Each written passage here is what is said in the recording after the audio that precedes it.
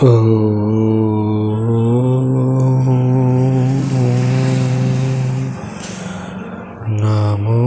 నారాయణాయ.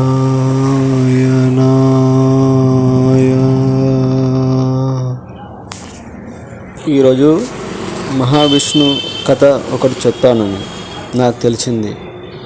పూర్వంలో నారదుడు నారాయణ నారాయణ అనుకుంటూ ఎప్పుడు ప్రదక్షిణలు చేస్తూ బ్రహ్మ నుంచి విష్ణు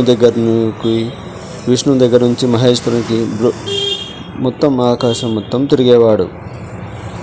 నేను మాటికి నారాయణ నారాయణ అంటున్నాను, నాకు దీనివల్ల లాభం ఏంటి అని ఒకసారి నారదుడికి డౌట్ వచ్చింది అంట.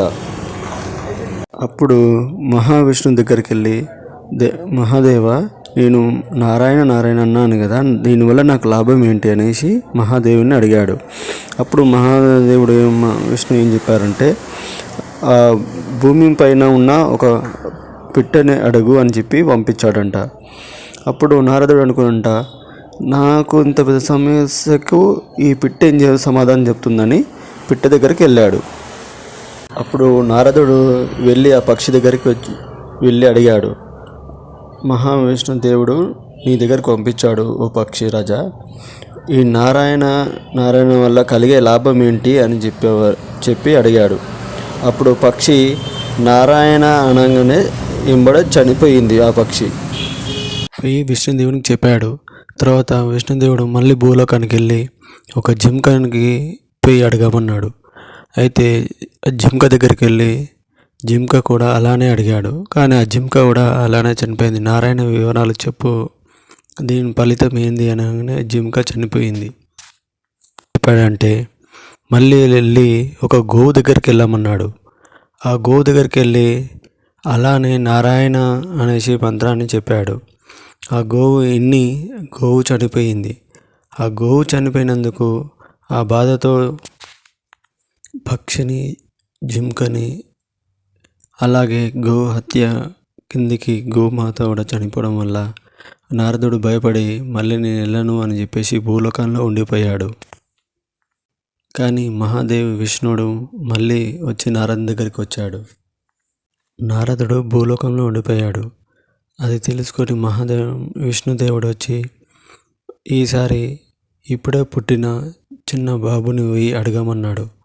అలాగే దేవా అని చెప్పి మళ్ళీ ఇప్పుడే పుట్టిన బాబు దగ్గరికి వెళ్ళి అడిగాడు. విష్ణు నారాయణ నారాయణ అనే మంత్రానికి ఫలితం ఏందని అడిగాడు. మళ్ళీ ఈ బాబు కూడా చనిపోతాడేమని వెనుకకు తిరగకుండా పరిగెత్తాడు నారదుడు. అది చూసి నా మహర్షి అని పిలుపు వినిపించింది నారదునికి. అప్పుడు ఆ నారదుడు వెనుకకు తిరిగి నారాయణ నారాయణ ఆ మంత్రం వల్లనే పక్షి జన్మ నుంచి జింక జన్మ నుంచి ఆ గో జన్మకు వచ్చాను, గో జన్మ నుంచి మనిషి జన్మ ఎత్తాను. నారద, నీ వల్ల నేను నా పూర్వజన్మ ఫలితాలన్నీ తెలుసుకున్నాను. నీ వల్లనే ఇప్పుడు నేను మాట్లాడేంత శక్తిని నాకు వచ్చింది. అక్కడి నుంచి ఆ బాలు నుంచి నారదుడు మళ్ళా మహావిష్ణు దగ్గరికి వెళ్ళాడు. దేవా, నా వల్ల అందరికి లోకానికి తెలవాలని చెప్పి నా వల్ల నువ్వు అందరికీ నారాయణ నారాయణ అర్థమేదో తెలియజేశావు. నారాయణ అనే అర్థానికి కనీసం వైకుంఠ ఏకాదశి రోజున పూజలు చేసుకొని మంచి నిష్ట